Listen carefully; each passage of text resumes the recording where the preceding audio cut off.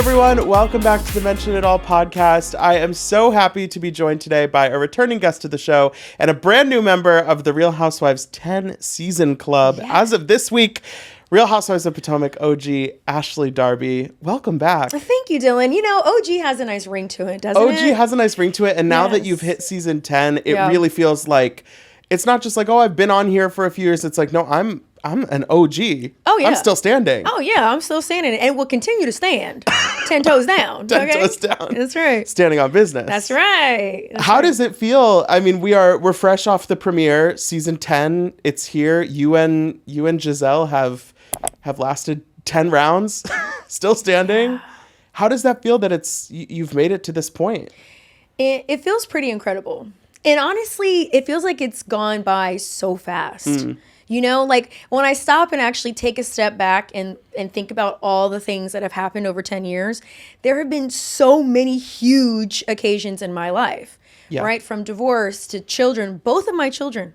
I gave birth to both of my children while I was on the show, right? Like, I can't even think about that. It doesn't compute sometimes because it's just gone by so fast. But it's an honor. Yeah, we were just talking about your kids and, you know, Dean's in first grade. Yeah.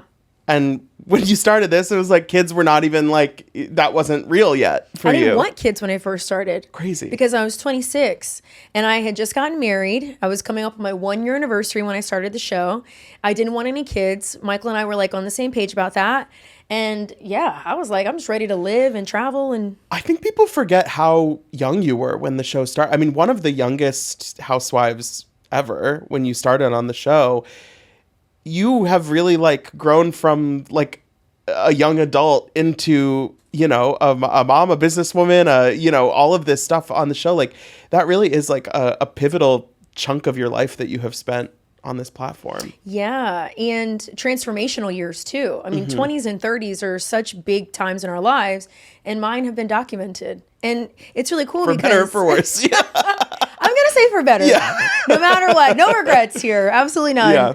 And, you know, I've just connected with a lot of people through all the things I've gone through. And I've noticed that as I've matured, so have the people, my fans. And it's really cool that like we can talk about things like parenthood, motherhood, sore breasts, mastitis, all the things, you know?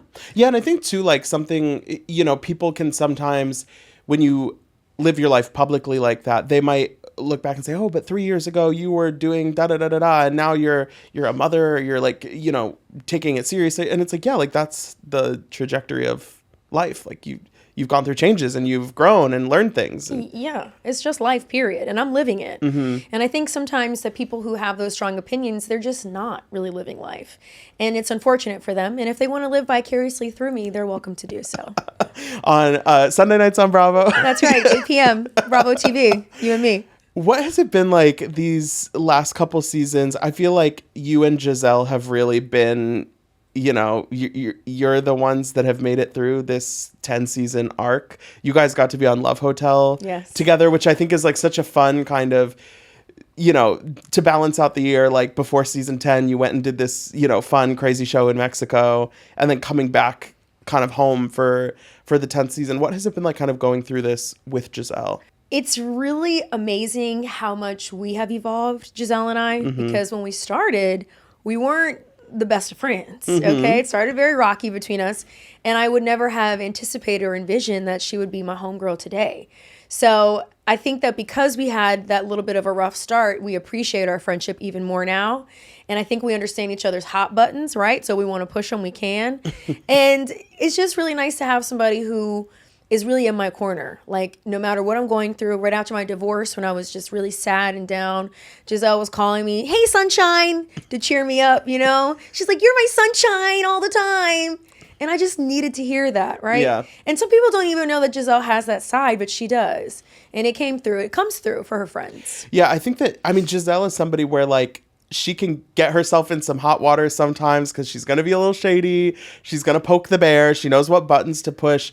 But at the end of the day, you can tell that it's important to her to have that kind of sisterhood and those relationships. And if it's a meaningful relationship to her, she will make sure to nurture that. That's a very good way to put it. Yeah. She's a real person, ultimately, you know? She's not out to constantly just poke everybody and provoke them and be provocative, but she actually has feelings and she does care. Yeah, at least about me. Yeah. Some of these other girls. I don't know about the rest of y'all. TBD. On Potomac for such a long time, it was the 4 kind of OGs that had stuck around. Robin was there for a long time. Karen, obviously, until this season, had always been there. Getting to the 10 season point and it just being you and Gizelle on the main cast, is that at all bittersweet for you when you think about kind of all those times that you spent together as more of a unit? For sure, because especially with Karen, Gizelle, and I, and Robin, we built this. Yeah. We were around at the time when the show was first around and people were like, oh, this won't last longer than a season. Who are these girls? Where's Potomac? Da, da, da, da. Yeah. You know, all the doubters and the naysayers, and we all stuck through it. And so I think that we have an appreciation that maybe goes a little bit deeper than some of the other girls. I will say Wendy has come on really quickly, and she's caught on. But we all sort of have this like attachment to the franchise and watching it grow and be the best. Yeah, I mean, in 10 seasons, you do think about all the people that have, come on the show, people who are no longer on the show. Like, You've seen a lot of shifts, a lot of changes, a lot of additions, and really like navigating kind of what new challenges and opportunities each season presents. It's like, damn, 10 years is a long time. It is. It's a long time, but again, like I said, it doesn't feel like it. It's so weird. And maybe that's because my life, for better or for worse, as we said, just has so many extreme moments. And I realize that's been my life for its whole entirety. There's always been something, like some big major thing happens to me almost every single year of my life. So that's a lot in 37 years. Can you imagine? That's a lot. And just the last 10 of it have been chronicled. I was very excited watching the season premiere. The divorce is final. Oh, yeah. We all saw the photos, that photo shoot. Which to me was pure amazing art. I hope someone has it hung up in their house somewhere.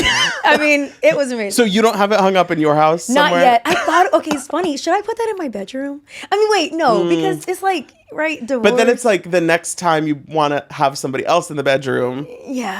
But it's such good pictures of me. Maybe the pictures without the text. You Photoshop something else on the newspaper. That would be golden because I am killing it in the photo shoot. Right. You know how to take a good photo. Oh, I do. And I have a great team. Like literally my stylist, Corey, he like placed my hands, placed my arms, placed the newspaper. It was amazing. I like that I feel like you have that instinct though, that like, that you've been on the show the last couple years and people are always coming with the questions about why isn't it done yet? When's it happening? Yada, yada, yada, this, that, and the next thing. And you're like, I'll let you know when it happens in this editorial photo shoot moment. And I think it was also just the culmination of being so frustrated because I'm an oversharer. I want to tell you everything. I'll tell you about what I ate for breakfast. You want me to tell you about my period? Like, I'll tell you everything, even things you don't want to know, right? So imagine me being in a position where I couldn't because of whatever was happening. I was sort of bound up legally that I couldn't share. And so for everybody to be accusing me of lying and not being truthful, it was so hurtful to me. Yeah. And that's why I had a tough time with Stacey because I was really trying to operate under real truth. So for someone who wasn't or isn't, it really rubs me the wrong way. Well, I think it's hard because it's one thing when it's somebody who's watching the show, who doesn't know you, who's just, you're a character on a TV show and they're saying, oh, why isn't she talking about yada, yada, yada. But when it's somebody who you've spent time with and is in your life and you feel like they have the context to know why maybe you can't talk about something or why there might be a long process and they're not actually giving you that grace and understanding. Yeah, that was tough. But my real friends did. My real friends really did. And more so, they helped me. So like NECA, for example, even though NECA isn't on the show anymore, NECA was reaching out and actually giving me resources to help me expedite the process. Oh, wow. And that's a real friend. Like, that's a real homegirl. Somebody who's going to be like, I see you're having a tough time. Let me help you any way that I can. And that I really appreciated. That's so interesting because NECA is somebody who, she was only on the show for one season. I don't want to put words in her mouth, but I imagine that she didn't have the best experience on the show. Yeah. But it's nice that you can still have that real life connection of like, oh, this is somebody that's in my life in one way or another, and kind of be there for each other. Yeah, because even though we're doing a show, we really do become friends. Yeah. There is a lot of genuine friendship amongst us, which I think is a distinguishing thing about our cast in particular. Not to shade any of the girls, but we really do have a real friendship. And that extends far beyond the cameras and when the cameras stop rolling. Well, even seeing, Charisse is at your party Right. in the season premiere. And Charisse is somebody who has been on the show, off the show, friend of, just, a guest at a party. Like, over 10 years, it's like, oh, she's like a real person in this community beyond just like, when are you filming with, like it's, you can sense that in the kind of fabric of the show. Well, that's because Charisse is the originator of the group. Right. Charisse was the person who The first brought original us all Grand Dame, together. depending who you ask. Yes. I think she has the title. At least she had it for a while. She's holding the belt right now. Karen's ready to reclaim her title again, I'm sure. But I think people do forget that about Charisse. Like, she wasn't just a fly-by-night person. Charisse really is the glue, or was the glue that brought us together as friends. Yeah, and I think, there are kind of, it does feel like a show and a circle of women where nobody ever is necessarily like 100% gone or out. And I mean, we're seeing Monique come back a little bit later on this season, and that's a perfect example of like, Monique left this show in a fiery a fiery exit, let's say. Yeah. And maybe 4 years ago it would have been like, now how in the hell would it work for her to come back? But time happens, and things come back around. She's had a lot of change in her life. What was it like for you? How much have you like kept up with Monique in the years since? She and I have connected sporadically over the years, mainly because we were going through a lot of the same things spiritually. When I went to do my ayahuasca retreat, I called her because she had done it too. So I needed to get the intel about what to expect. So we have so much in common that sort of bound us together as friends. And I've always wanted her to come back to the show. I felt like the pretext, or the pretense under which she left the show was just not quite right. And thankfully, I'm very thankful to Bravo and to Truly Original, our production company, that the door is usually pretty open. If someone wants to come back and it's a good fit, then they can. So I was really thankful that opportunity was still there for her. Yeah, I think it makes sense to kind of be open to the possibilities, and whatever feels like it works at the time, that it's not just like, oh, but we said this person wasn't coming back, so now it's weird if they do. It's like, but if there's a friendship there, if there's a situation there, like it's nice to feel like we're following kind of the ebbs and flows of a real group. Yes, and it is organic. Our friendship is genuinely organic and real, and so many things that we have in common. Our exes are similar, like all of this really crazy stuff. And I've always told her it was just a matter of time, just a matter of time. And sure enough.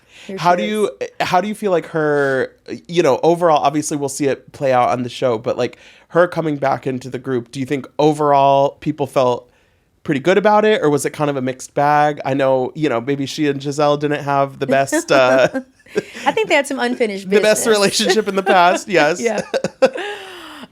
Monique is just a different person. Yeah. And you guys will really see that. You'll really see how she's changed, how she approaches challenges. But at the same time, Monique is still herself at the end of the day.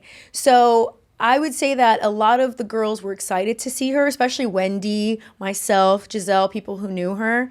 And then you have some girls who have been fans of the show. Stacey, who are just excited to see and touch somebody in the flesh who had been on the show. Like, oh! This season, we have 2 brand new housewives, and then we also have Kiarna and Stacey, who have been around for a season or two and are kind of becoming more and more, I would say, ingrained in the fabric of the show. What is it like kind of as that OG who's been here since day one, kind of navigating the shifts and the new people coming in and seeing like, okay, what is the equation looking like this season? How is this going to work? Well, our friendship group has sort of a standard. And it's the way it is. Our friendship group almost exists independently, and we all have to sort of act accordingly in the group. Okay. And I think that's why some of the girls who come in have a difficult time, i.e. Stacey, and even Kay had a bit of a challenge in the beginning, because it is like the friendship group is its own organism. And if you're not putting good stuff into it, you're not going to get good stuff back from it. Yeah. Right? So that's been sort of the, I think, defining moments of where they've had challenges. But one thing, you have to either fall in line or hit the road. Something that isn't just a Potomac thing, but with any housewives show, any ensemble show, you can't be only by yourself. Like you can't be disregarding all the other relationships. You have to be buying into kind of the group aspect. And it does feel like watching the beginning of this season after that reunion with Stacey, it feels like she is kind of she's not like playing along the same way that everybody else is. And even in the premiere, when you were talking to her about her divorce, her maybe theoretical divorce more than an actual divorce. And we had watching the episode, which obviously you didn't know this in real time. She had just been out at dinner with her ex-husband, whatever. And she's clearly choosing in that moment not to share that with you. And watching it, I'm like, oh yeah, like it's not even, oh, did you lie about TJ? It's like, oh, you're again currently not being honest. Yes. And the thing is, I think that Stacey is just trying to portray a facade. I think she's trying to say what she thinks we want to hear or create this sort of narrative about herself. But that's not going to fly. Yeah. I don't want your lies because I come forth with truth. And the truth, it hurts. It's tough. It's brutal. But that is the beauty of housewives to me in general and to our group, to Potomac, is no matter how difficult it is to confront your truth, to talk about infidelity, to talk about financial hardship, to talk about legal troubles, we do it.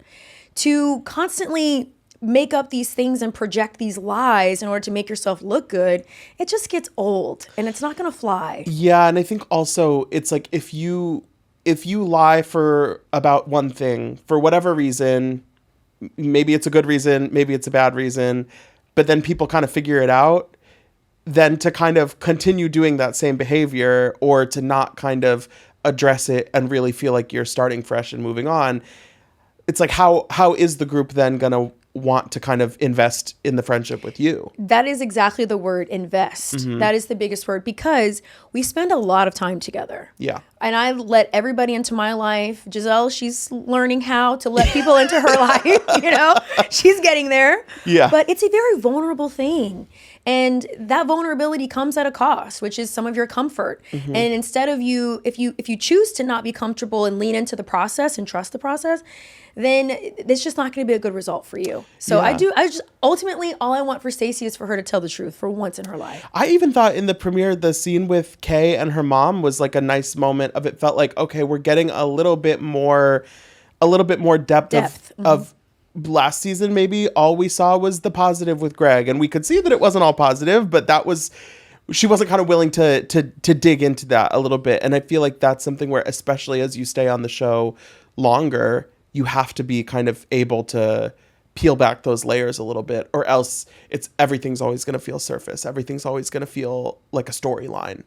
And that's how you get to sit in this seat and be here for 10 seasons is you do give depth and you do delve into the hard things, right? And I appreciate that Kay is now realizing that sometimes when we are on these shows and we're talking about our issues, it can be so therapeutic. The relationship I have with my mom has improved drastically from when we first started talking about things that we'd just been carrying in our relationship between us for like 30, at that point it was like 30 years that my mom and I had been just having these things we swept under the rug. But then I had to confront them because I'm like, I'm on this show. I need to be honest. I have to be genuine. And it made me have that sit down with my mom. That was so challenging and so hard. But yet it helped our relationship tremendously. I mean, you and your mom have like really put it out there in a way that not necessarily everybody needs to, but like it certainly is. It's going to gain you a lot of, trust and, authenticity and things like that, that if you're not willing to do that, it's more challenging to kind of build that. Well, let me be honest. I mean, it's not always nice. Like some of the mean things that people have said and some of the harsh comments and critiques that you get, that's why it's difficult. But you can't let that scare you. You really can't. And that's my advice to everybody. People always ask me like, oh, I really want to do a show, or do you have any advice for me about starting this business, or blah, blah, blah. And I'm like, you just really have to not care what anyone thinks of you. It's harder. It's easier said than done, but you just have to do it, because if you're so conscious of every opinion of you, you won't even get out of bed in the morning. Yeah. And also like whatever you put out there, you're in control of the intention, but you're not always in control of how people are going to receive it. Whether it's something serious or whether it's like you putting out a song that you're performing at the Pride Festival and people are like, why is she singing? It's like, just, I don't know. Yeah, that's why I don't give Enjoy a damn. the song or keep it pushing. That's right. You better bob your head to the beat and do what you need to do, okay? I don't give a damn what anybody says, okay? I'm actually performing at Studio 54. Okay. Coming up on the 19th here in New York. Okay. And it's going to be with Broadway singers. So I'm going to be performing Roxy. Roxy. Yes. Okay. From Chicago, yeah. So I'm very excited. I mean, it's just going on my I've singing. seen a couple of your fellow Bravo celebrities in Chicago on Broadway. So You have? Really? I didn't know. Yeah, but this is just a little warm up for me to meet some of the people in Broadway, because I do want to get on Broadway. Well, I think like it's like whatever the end result is, or even the end goal, it's like you have a platform that has brought opportunities and, you know, cool things into your life. And it's like, yeah, take advantage of it. 100%. And I'm going to keep giving. I'm going to keep giving myself to the people. I'm going to keep trying to inspire and motivate. Yeah. You know, keep delivering the fashions, all the good things. And yeah, in turn, I want to be able to also share my passions and things that I love to do. So. I want to change gears a little bit, and I do want to talk about Mia leaving the show before this season. I think it's really interesting. You know, Mia's been on a few seasons. We got a lot of information from Mia, and I'm curious for you, what was it like having her not as part of the dynamic for this season? Because it felt like last season it had really become, there was a lot going on in her life. Yeah. You know, no one's asked me that. Even my friends, no one has asked me, and I haven't really thought about it, but when I do think back, I would have loved to have had Mia, because Mia and I, even though she went a little low and did some things that I didn't agree with, the reality is the bitch is entertaining. I mean, there's always something, right? And if you ever feel bad about your life, just look at hers and you'll be like, oh, I'm fine, you know? Not in a bad way. Let me say it's not right. Because, I mean, she comes out on top. One thing about her, she's going to come out on top. She'll figure it out. She figures it out, right? She might be in the back of the plane, but she'll figure it out. She'll figure it out. So if you're ever like, oh my gosh, I don't know how I'm going to master this, you might be like Mia, end up with Bobby V. You never know. I wonder, like, when you, having been on the show for all these years and having seen people come and go, when you're filming a season, do you ever kind of have that sense that it's like, this might be your last, you know, go around? Like you might kind of, this chapter might be coming to an end for this person, or is that something that you can't really see maybe until when the show's airing or when people are reacting to it? You really can't see it at all, because it's up to the production and it's up to the fans. And so it's not, sometimes you'll be blindsided and not know. Sometimes you'll want it to happen and it's not, you know? So you're like, she had a bad season, right? She gotta go. Yeah, you know? So it's not predictable in any way. Yeah. But like I said, it is an organism, and the things that are supposed to be there will stay, and what isn't will leave. Has there been, is there anything like that you can think of in the past where you were really surprised that something felt really different when you were filming and when you were living in it versus how it came across on the show, or how people reacted to it, where you were like, oh, I thought this person was going to have a good season and then it just didn't pan out, or kind of vice versa? No, honestly, I feel that fans are very perceptive. It's one of the things I've said, that you can't lie to the fans. They will see through you so fast, quick, and in a hurry. And there are moments where people have tried to put up facades, maybe about, oh, we're in this happy marriage, I'm happily married. Yeah. But in actuality, there starts to be faults in the foundation. And man, people who watch the show, they're like private eyes. They see through it. Yeah. It's actually quite impressive. Yeah, and the when you read the comments and some of the feedback, you're like, man, sis clocked this. Sometimes I look back on comments from like past seasons or past scenes, and I'm like, man, someone was hip to this long before any of us even knew, you know? And it's pretty amazing. There's people out there with their theories and their, horoscopes and tarot cards. Okay, well, I'm one of those girls with the tarot cards, so you can see what season you're gonna have 3 years from now. yeah. Actually, I do that with my card reader. Okay. Was there anything going into this season in the cards that you were like, I don't like that, or like, okay, let's lean into this one? Well, something I didn't really expect was a little bit of a rough patch with my mom. And it wasn't terrible, but something that I never expected to come up or be even a topic of discussion between us. So that shocked me. I did see on my cards that I was going to have something with a mother figure in my life. Okay. And sure enough, it was my mother. Okay. Yes. There's always something. It is, but that's the beauty of life, right? I know. I did think it was, I'm curious how you felt in the season premiere. Angel, who's one of our new ladies this season, she remembered you from being a bottle girl or something. She says that, but like, I don't know when that would have ever, I was a bartender for 2 years. She said from bottle girl to Duchess. What a journey. I love it. But again, I never served her. Okay. So that like, what are you even saying? Like, I never served you, girl. But. It's so, because right away it's like you have that, and then you have, like Wendy and I, where we crossed paths, but she's several years older than me. It's like, careful. She came in hot, didn't she? Yeah.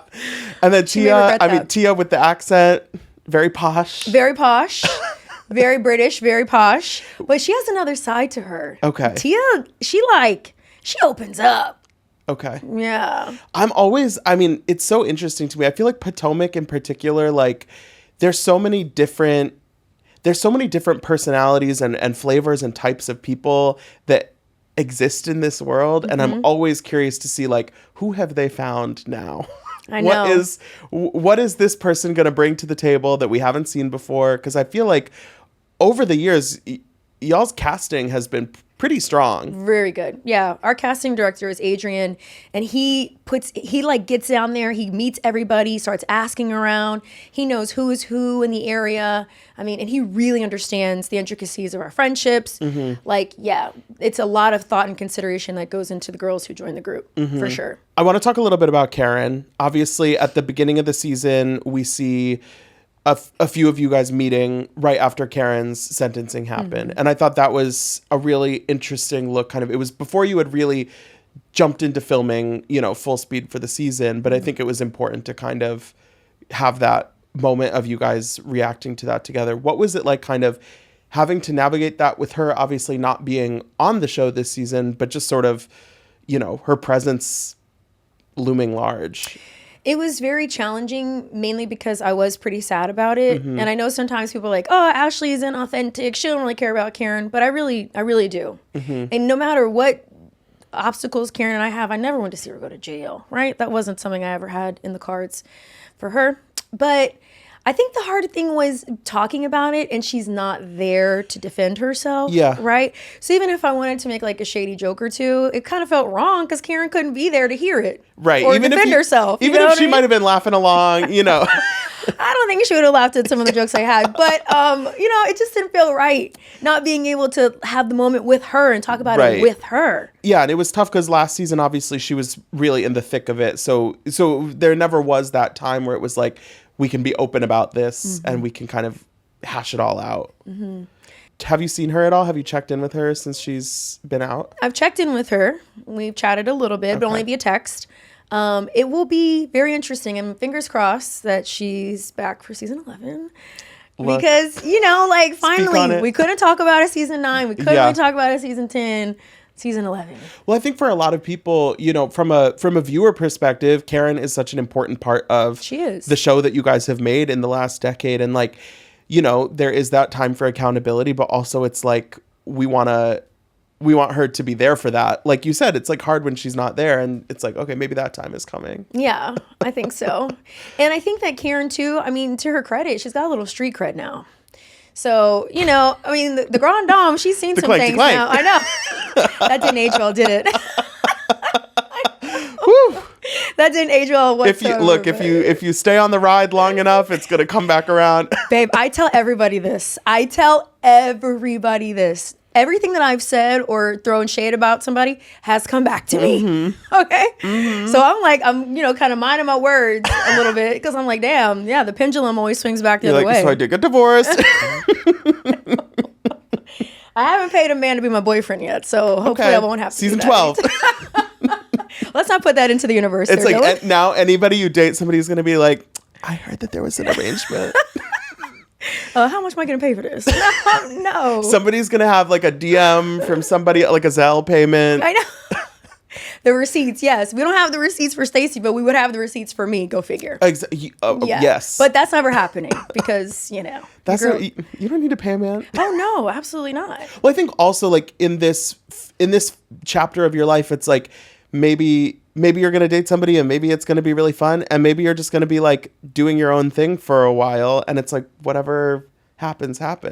But now I think I'm really ready to date seriously. Okay. Yeah. Now that my divorce will be finalized February of next year.